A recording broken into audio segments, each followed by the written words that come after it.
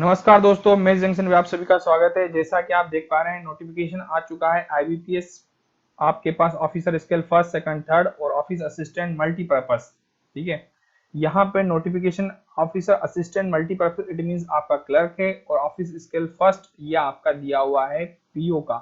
Second third के लिए आपको चाहिए एक्सपीरियंस। दोस्तों, इसमें हम आज इस वीडियो में डिस्कस करने वाले हैं आपका एलिजिबिलिटी क्या है, आपकी एज क्या होनी चाहिए, आपका एग्जाम का पैटर्न कैसा है, इसमें पेमेंट कितना मिलेगा आपको, आपकी रीजनल लैंग्वेज क्या होना चाहिए, इंटरव्यू किस पोस्ट के लिए है। इन सब मुद्दों पे आज हम इस वीडियो में डिस्कस करने वाले हैं दोस्तों। तो आगे बढ़ते हैं और देखते हैं। सबसे पहले हमारे पास पॉइंट आता है पार्टिसिपेटिंग आरआरबीज। इसमें कितनी आरआरबीज भाग ले रही है ये हमें देखना है। नेम ऑफ द आरआरबीज यहाँ पे लिखा है, इनका हेड ऑफिस है, यहाँ पे स्टेट और यूटी बताया गया है, किस स्टेट में है, ठीक है, किस केंद्र शासित प्रदेश में है। यहाँ पे डिजायर लैंग्वेज बताया गया है दोस्तों, किस लैंग्वेज, कौन कौन सी लैंग्वेज वहां पे चलती है ये बताया गया है। ठीक है, जैसे अगर आप देखना चाहें कि आर्याव्रत बैंक, तो आर्याव्रत बैंक आप देखिए लखनऊ में है, इसका हेड ऑफिस है, उत्तर प्रदेश की बैंक है, और यहाँ पे लैंग्वेज चल रही है कौन सी, हिंदी। ठीक है, जैसे यहाँ पे देख लीजिए आप दिया है आंध्र प्रदेश ग्रामीण विकास बैंक। ठीक, तो यहाँ पे दिया हुआ है वारंगल में इसका हेड ऑफिस है, तेलंगाना की है ये, और तेलुगु यहाँ पे लैंग्वेज चलता है। क्लियर है। इसी टाइप से आप मध्य प्रदेश की देखेंगे तो मध्य प्रदेश में आप जानते हैं दोस्तों कौन कौन सी आरआरबीज हैं। तो देखिए यहाँ पे मध्य प्रदेश में आपको दिया हुआ है मध्य प्रदेश ग्रामीण बैंक, एक ये दिया हुआ है, इसका हेड ऑफिस इंदौर में है, मध्य प्रदेश, और हिंदी लैंग्वेज चलती है। ठीक है, देन दूसरा दिया हुआ है मध्यांचल ग्रामीण बैंक, सागर और मध्य प्रदेश, और यहाँ पे लैंग्वेज चलती है हिंदी। क्लियर है बातें। आगे चलते हैं। इस टाइप से टोटल कितनी आपको दी हुई आरआरबी इसमें पार्टिसिपेट कर रही है, 43 आरआरबी इसमें भाग ले रही है दोस्तों। ठीक है, 43 आरआरबी। आप जिस लैंग्वेज से बिलोंग करते हैं, कहाँ पे चल रहे उस स्टेट से आप इसको फॉलो कर सकते हैं, इसको भर सकते हैं। ठीक है, फॉर्म फिल कर सकते हैं। ठीक, यहाँ पे एक नोटिफिकेशन भी दिया गया है कि candidate are advise to regularly keep in touch with the authorized IBPS website for detail and updates के लिए। ठीक है, जो भी स्टूडेंट है उसको यहाँ पे अपडेट रहना चाहिए आप सभी को। ठीक, देन यहाँ पे हम बात करें दोस्तों एलिजिबिलिटी की। एलिजिबिलिटी क्या होना चाहिए आप देखिए, तो यहाँ पे सबसे पहले आता है कि नेशनलिटी। फर्स्ट पे क्या आता है जी, नेशनलिटी आप इंडियन है, ठीक है, या नेपाल है, भूटान है, कहाँ के रहने वाले हैं वो आपको देखना है यहाँ पे। ठीक, दूसरा एज आपको बताया गया है, दूसरी बात की है एज। ठीक है, तो देखिए अगर आप ऑफिसर स्केल फर्स्ट के लिए अप्लाई कर रहे हैं तो आप 18 से 30 साल के होना चाहिए। और दोस्तों यहाँ पे दिया हुआ है 3/7/1990, 30/6/2002 के इस डेट के बीच में आपका डेट ऑफ बर्थ होना चाहिए। क्लियर है, तो आप एग्जाम फॉर्म फिल करने के लिए एलिजिबल है। ठीक, दूसरी बात यहाँ पे अगर आप देखें ऑफिसर असिस्टेंट मल्टीपर्पज में 2/7/1992 से दिया हुआ है 1/7/2002।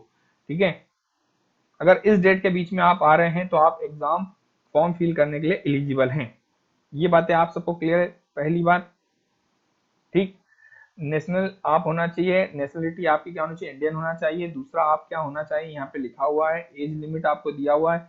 एज रिलेक्शन क्या है, शेड्यूल कास्ट और शेड्यूल ट्राइबल के लिए 5 ईयर दिया हुआ है, ओबीसी के लिए आपको क्या दिया हुआ है, 3 ईयर दिया हुआ है। ठीक है,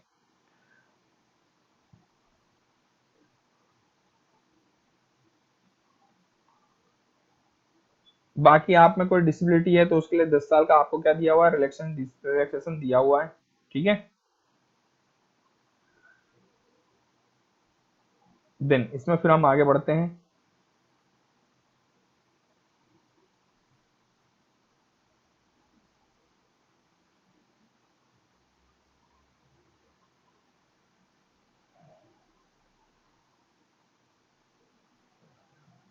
रिलैक्सेशन दिया हुआ है,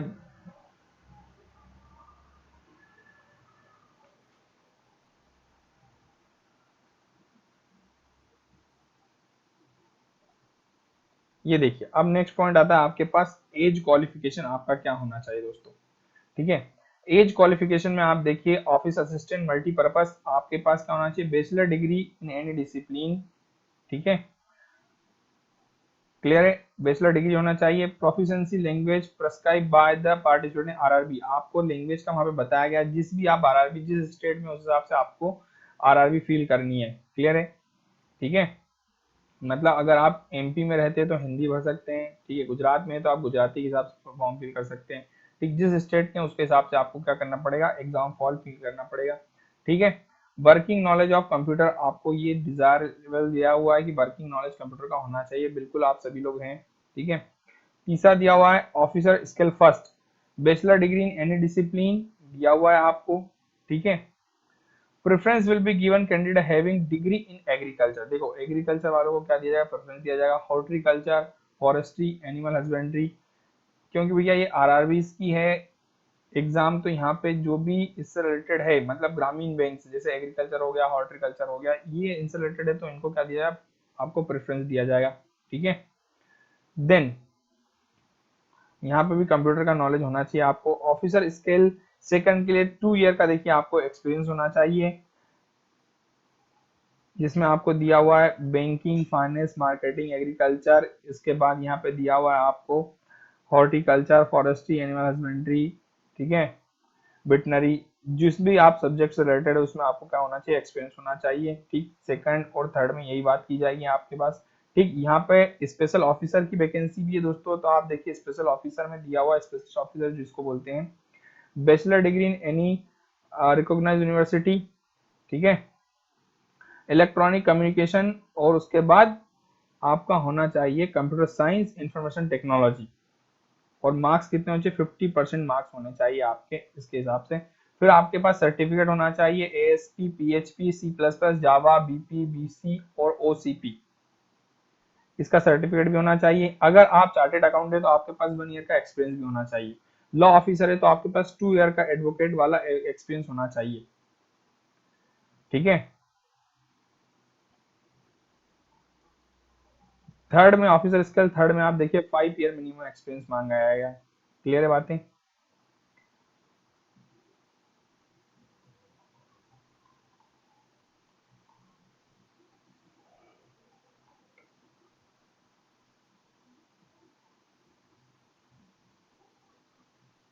यहाँ पे दोस्तों देखिए एप्लीकेशन फीस, ठीक है, एप्लीकेशन फीस क्या होनी चाहिए आपके पास, ऑफिसर स्केल फर्स्ट क्या दिया हुआ है, एससी एसटी पीडब्ल्यूडी के लिए दिया 175, और ऑल अदर कैटेगरी मतलब ओबीसी जनरल के लिए कितना है, 850। क्लियर, ऑफिस असिस्टेंट 175 850, यहाँ पे आपके 850 850 मतलब इट मींस आपका 1700 रुपए का खर्चा है टोटल, यहाँ पे दोनों फॉर्म फिल करना है तो। ठीक है, ये हम ऑफिस असिस्टेंट का देखते हैं कि इसमें अगर आप जाते हैं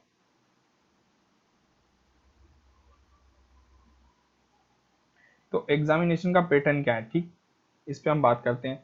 तो आप देखिए प्री एग्जाम मल्टीपर्पज असिस्टेंट का क्या दिया हुआ है, रीजनिंग और न्यूमेरिकल एबिलिटी, 40-40 क्वेश्चन है, 80 क्वेश्चन, 40-40 मार्क्स, 80 मार्क्स, और टाइम कितना दिया है आपको, 45 मिनट का समय दिया हुआ है, 80 क्वेश्चन 80 क्वेश्चन 40-40 के आते हैं यहाँ पे। ठीक है, स्केल फर्स्ट में भी क्या दिया हुआ है आपको, प्री एग्जाम में 40-40 क्वेश्चन दिए हुए हैं, टोटल कितने क्वेश्चन है, 80-80 मार्क्स, 45 मिनट का टाइम है।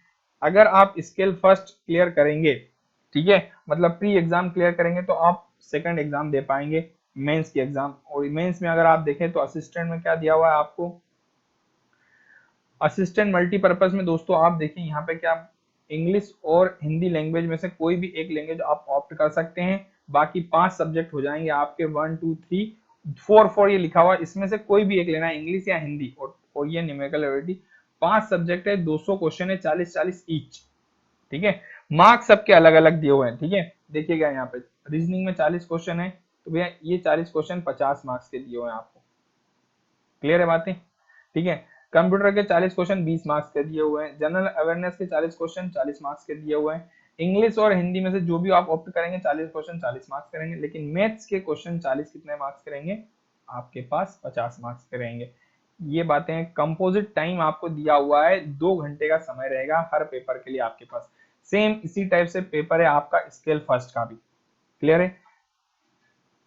ये लिखा हुआ देखो, candidate can opt either 4A और 4B, दोनों में से कोई भी एक ले सकते हो, हिंदी या इंग्लिश लैंग्वेज में से कोई सा भी आप एक ले सकते हो। ठीक, फिर इसमें एक चीज और आपको दिया हुआ है कि आप जिस स्टेट में वर्जन टेस्ट उसी मीडियम में होगा वहां पे। ठीक, जैसे आंध्र प्रदेश में तो हिंदी, इंग्लिश और तेलुगु, तीनों लैंग्वेज आएगी दोस्तों। हिंदी और इंग्लिश तो कंपलसरी है, लेकिन जिस स्टेट से हैं आप उस स्टेट की आपको लैंग्वेज मिलेगी, ठीक है। जैसे मध्य प्रदेश में तो हिंदी और इंग्लिश दो ही चलता है, हिंदी इंग्लिश। लेकिन अगर केरला की बात कर लें तो क्या आएगा आपके पास, इंग्लिश, हिंदी और मलयालम, ये भी आएगा, ठीक है।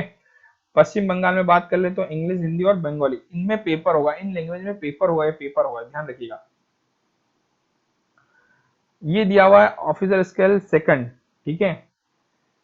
सिंगल लेवल एग्जामिनेशन ऑब्जेक्टिव, ये सिंगल लेवल एग्जामिनेशन ऑब्जेक्टिव दिया हुआ है आपको, ठीक।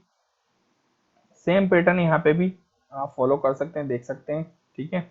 लेकिन यहाँ पे आप देखेंगे स्पेशलिस्ट ऑफिसर में ये लैंग्वेज दे दी है आपको, ये उनका सिलेबस दिया हुआ है, प्रोफेशनल आपका नॉलेज होना चाहिए, ठीक है।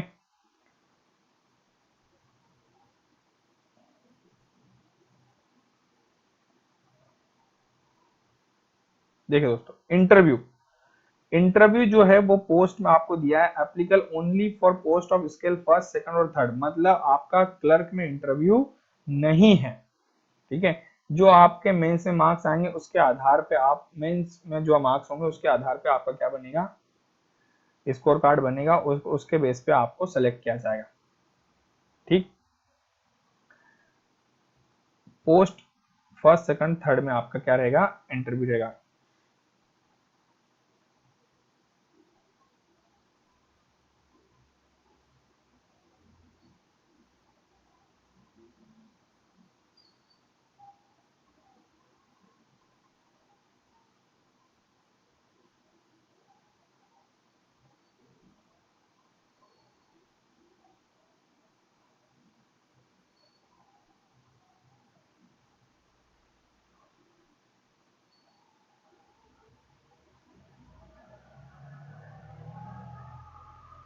देन हम बात करते फिर इसमें दोस्तों,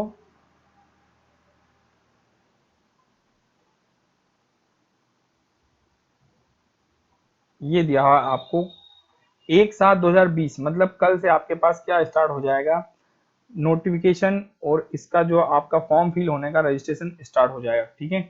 ये कब तक स्टार्ट होगा, 21/7 रहेगा, मतलब 1 से 21 तक आपके पास 21 दिन है, आप इसमें फॉर्म फिल कर सकते हैं, ठीक है। आप देखिए यहाँ पे कॉल लेटर प्री एग्जाम का डाउनलोड होगा, 12/8/2020 को डाउनलोड हो जाएगा, आपका कॉल लेटर आ जाएगा, ठीक है। कंडक्ट प्री एग्जाम कब का दिया हुआ है, प्री एग्जाम का आपको दिया हुआ है, ये ट्रेनिंग दिया हुआ है, जो प्री एग्जाम ट्रेनिंग होती है SC ST वालों की, ठीक है, जो डिसेबल है पर्सनली उनकी एग्जाम ट्रेनिंग होती है, वो दिया हुआ है, ठीक। प्री एग्जामिनेशन ऑनलाइन का आपको दिया हुआ है, कॉल लेटर कब से स्टार्ट होगा, अगस्त में दिया हुआ है। देखिए दोस्तों, कोई फिक्स आपको टाइम डेट नहीं दी है, अगस्त 2020 बोला है, ठीक है। एग्जाम दिया हुआ है आपको सितंबर और अक्टूबर में हो जाए, मतलब ये लास्ट में होगा एग्जाम, कॉल लेटर डाउनलोड होगा आपका, ठीक है। और सितंबर अक्टूबर में आपके पास क्या होगा, एग्जाम होगा, लेकिन इसका भी कोई फिक्स डेट नहीं दिया हुआ है। बाकी सारी डिटेल, किसी भी एग्जाम का कोई डेट यहाँ पे दिया हुआ नहीं परमानेंट, लेकिन आपको मंथ बताया हुआ है, ठीक। कोरोना वायरस अगर खत्म हो जाता है तो एग्जाम डेट आपको डेट भी मिल जाएगी, इसके लिए आपको उसने पहले ही बताया है कि आपको IBPS की साइट पे विजिट करते रहना है, क्लियर है।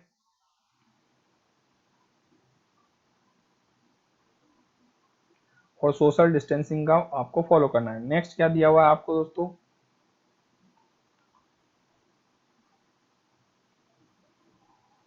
ये दिया हुआ है किस स्टेट में कितनी वैकेंसी दी है, SC ST OBC and EWS और जनरल, आपको यहाँ पे मिल जाएगा किस स्टेट में कितनी वैकेंसी दी गई है, वो आप देख सकते हैं।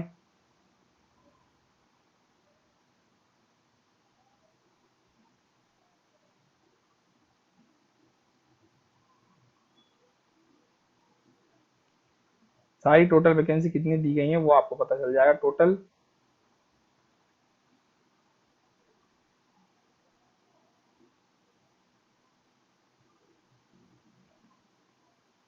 तो दोस्तों, वैकेंसी आ गई है, आपको सिर्फ आपका उद्देश्य है कि आपको अब पढ़ना है, ठीक है।